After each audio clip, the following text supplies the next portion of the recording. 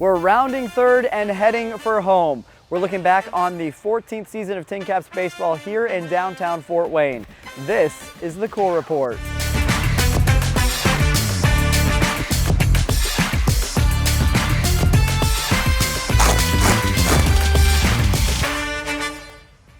Welcome to a new episode of the Core Report. Chris Darby here with Derek Decker right here on home plate, kind of bringing the season home, if you will. We're seeing the things wind down here at Parkview Field for the 14th season of Tin Caps baseball. Derek, how are you feeling about the season that was and kind of how things are wrapping up here at the ballpark? Yeah, this has been one of the best ever at Parkview Field. And the big reason for that is you, the fans, that have made this experience special for the team and everybody that's been here at the ballpark this year. One of the best years ever in terms of attendance too, back to pre-pandemic levels and even exceeding some of those seasons. So it's been an awesome year and so many great memories made for the fans and players this season at Parkview Field. And this ballpark was rocking on more than one occasion. Some exciting baseball we got to see here this season as well. Yeah, no question. Host of walk-offs, tons of exciting prospects, and we'll talk much more about that in depth later on in the show. Sure, absolutely. Let's quickly, though, look back on the year that was. Some exciting highlights when it comes to some of the special theme nights and promotions and things we did here at the ballpark.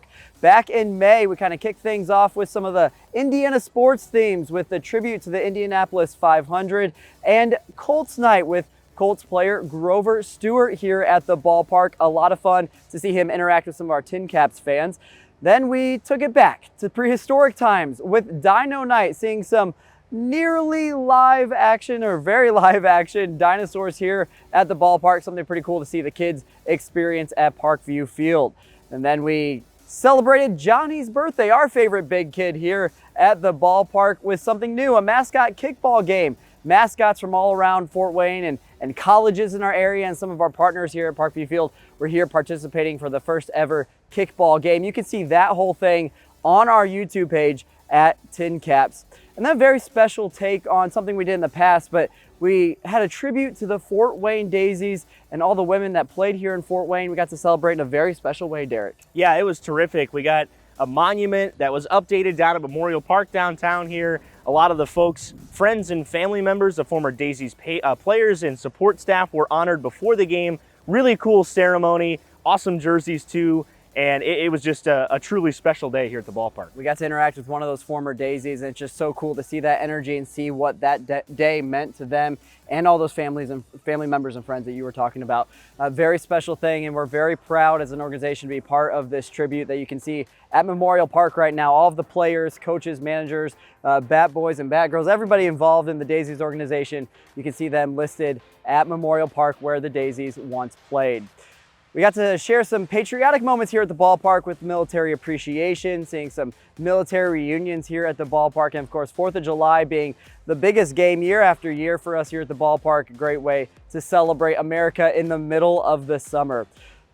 Another big milestone here at Parkview Field hit this year with these big crowds. 5 million fans have officially come in through the gates here at Parkview Field. We got to celebrate with a special family as they came into the ballpark. Yeah, the Knuth family got to join the TV broadcast, and they got a VIP treatment, a big prize package as well. And we were talking about the attendance numbers earlier, and it was just a good way for the team to honor the fans that have come through this ballpark and supported this team over the 14 seasons of Tin Caps baseball. Yeah, we thank each and every one of you, 5 million plus fans that have been here at the ballpark and been able to celebrate here in downtown Fort Wayne.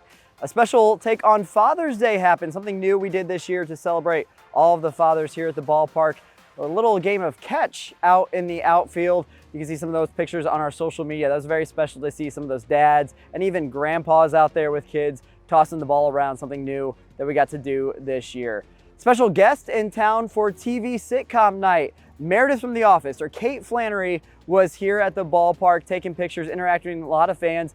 A lot of energy that she brought, a lot of fun to watch. Got to see her around the ballpark and involved in some things, and very, very cool. After having Stanley last year, having Meredith this year, we love celebrating TV sitcom night here at the ballpark. Let's talk about maybe one of the biggest, most exciting nights, the biggest reaction we got on social media, Wizards 90s nights. Thousands of people here at the ballpark for a special night. We got to see some old familiar faces as well. Yeah, and the gear was definitely my favorite part. The line was out the store and around the concourse. It was awesome to see all the support for the Wizards gear, but the players just kind of took me back to my childhood, going to games at the Castle growing up. It was a lot of fun, and it's just great to see all the players on 90s night and the music and everything else that went into that night. That was another really special night. I think we talked about it a little bit, but the players wearing the pinstripe jerseys of the old days, some of them weren't even really around for those days, but that's still fun to see. Wayne the Wizard, Dinger the Dragon here at the ballpark, also joining Johnny. Huge reaction, very, very fun to see.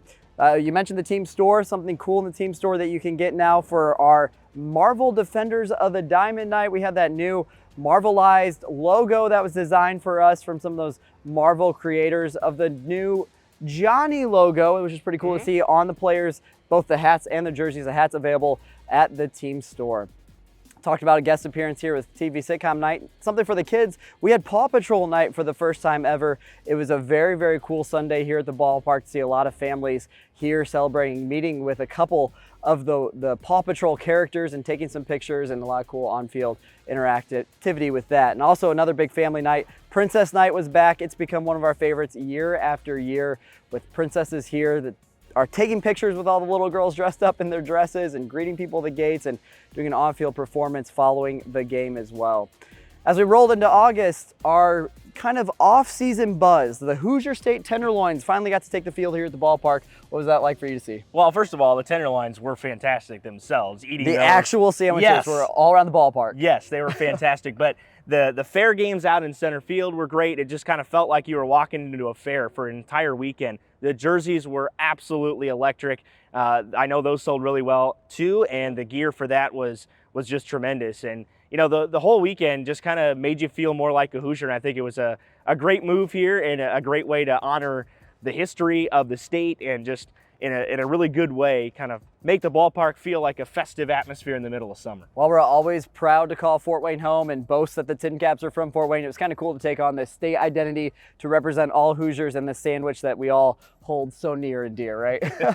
Very fun here, and keep an eye out for more things we'll be doing with the Hoosier State Tenderloins, hopefully in the future. Star Wars Night was back with a bunch of character appearances as well. That's another big favorite that we see some fans come back year after year here at the ballpark to experience. And then we wrap things up with 4 Manzana's Luchadores games, celebrating our Hispanic heritage for some of our players on the team. What does that mean for them? Yeah, seeing guys kind of be able to respect their country and remember where they're from, bringing out flags before the game and kind of tapping into their Hispanic heritage. It was really cool to see the jerseys too, but other teams bringing their jerseys to the ballpark as well. So cool to see some of the other teams in the league and what they've done for that. But that's been one of my favorite developments and initiatives put in by Major League Baseball over the last couple of seasons. Yeah, and you can see it really means something for those players who have some of those Hispanic backgrounds, being able to be here and share it at the ballpark. That's a quick rundown of all the things, just not necessarily all the things, some of the things we did here at the ballpark, some of the highlights for this 14th season of Tin Caps baseball in downtown Fort Wayne. We'll talk about some of the baseball highlights and all baseball related things here in just a minute, but first a reminder for you, make sure you follow us on all social media. We are on Facebook and Twitter and Instagram and TikTok and Threads. You'll find us out there at Tin Caps. And then make sure on our YouTube channel, also look for at Tin Caps. Make sure you hit that subscribe button and get all this video content that we continue to pump out both now in the season and after the season wraps up. Welcome back to the Core Report once again here at home plate, looking back at the season that was. But before we look back as far as the baseball is concerned and some of the excitement we've seen at the ballpark, the Tin Caps still fighting for playoffs. Yeah, that's very much true. Kind of a 3-horse race right now. West Michigan and Dayton are the other 2 teams. Lake County's kind of hanging around, so it's going to be a really fun race to the finish line. And if you were hoping to see some meaningful games this week at Parkview Field, you certainly are, because all of these games are very important to the Tin Caps' chances of making the postseason. The last couple of homestands has been like watching every game, watching that position shift a little bit, so it's very exciting. It adds excitement to all the things we've been seeing here at the ballpark throughout the season. Let's talk about the team itself, though. A lot of statistics that are looking really good. Yeah, this team has been perhaps the best power offense in the league, maybe the best offense overall. There's certainly a case to be made for that, but near the top of the league in home runs for the season. Not only that offensively, but defensively, the starting pitching and the pitching staff as a whole limiting the number of home runs, near the bottom of all of minor league baseball throughout the top 3 levels. So very exciting stuff by Tin Caps pitching and hitting so far this season, and it has been a year to remember for the Caps.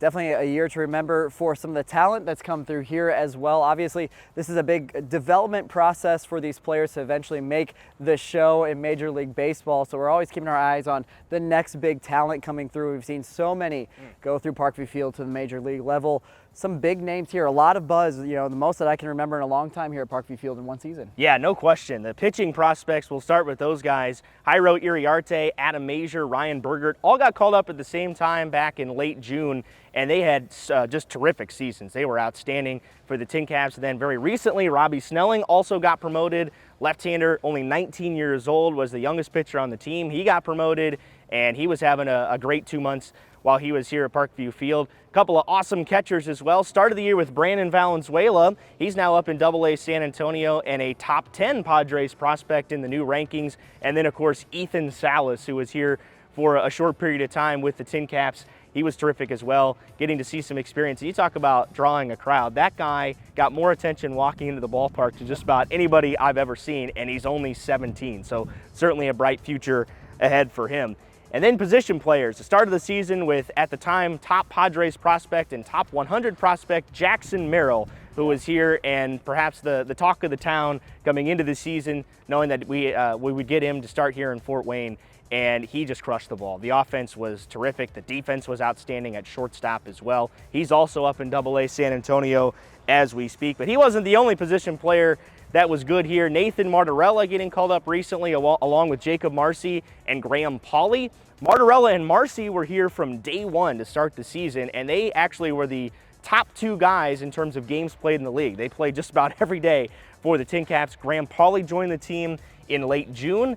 He was on pace for over 50 homers in a season. A lot of home runs in that group that you're mentioning there. A lot of home runs. No question. That kind of is the big core of the power piece of the offense this season. Not to forget Marcos Castañon, who was also called up late in July. He was a guy that was also tearing it up here in Fort Wayne, leading the league in a number of different offensive categories. He had some exciting moments, and I think his defense was kind of underrated too. And then still on the team, Nerwillian Cedeno, who's starting every day up the middle in the infield. He battled some injury at the first half of the season. He's come back here in the second half and been a very important piece of this playoff run for Fort Wayne. So while we follow all these players as they move on to bigger and better things going to the show, we do know that the players will never stop coming through Fort Wayne, those that have a buzz about them as well. We already have some names of some new players coming through town. Yeah, that's absolutely right. A pair of top 5 prospects promoted by the Padres recently. Sammy Zavala and Dylan Lesko. A couple of 19-year-olds are about to make their Parkview Field debuts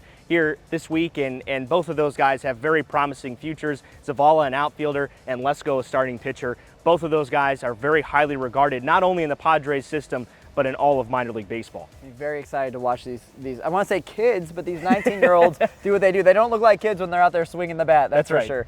Let's talk about a little bit off the field with these players. A very charismatic, fun team to be around, a team that kind of gave back a little bit to the community, all of that good stuff. Any memories for you that was important this year? Yeah, I think the volunteer day is probably the biggest thing for me.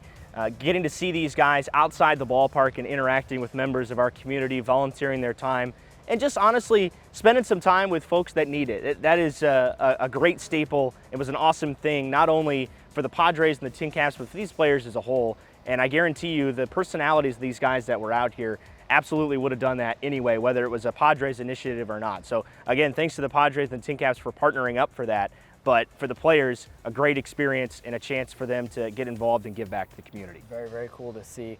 Some other memories I want to share here at the ballpark with these players real quick. We got to work on these tunnel talk segments throughout the season. It was a fun way to get to know these players. We had some fun with some ridiculous questions, and then we also got to know some of their more serious things like life goals, things like that. You can find that on all of our social media.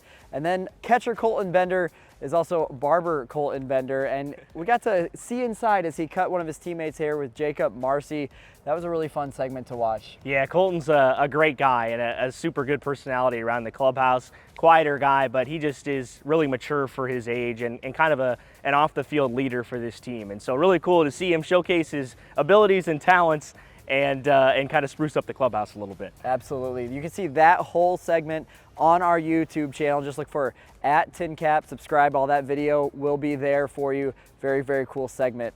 Make sure you're following us on all of our social media. You'll see all of these fun things that we're working on. It continues into the off season, so make sure you're following what we're doing. Facebook, Twitter, Instagram, TikTok, Threads, it's all there. Just look at Tin Caps and you'll find out what's going on here with the team and at Parkview Field.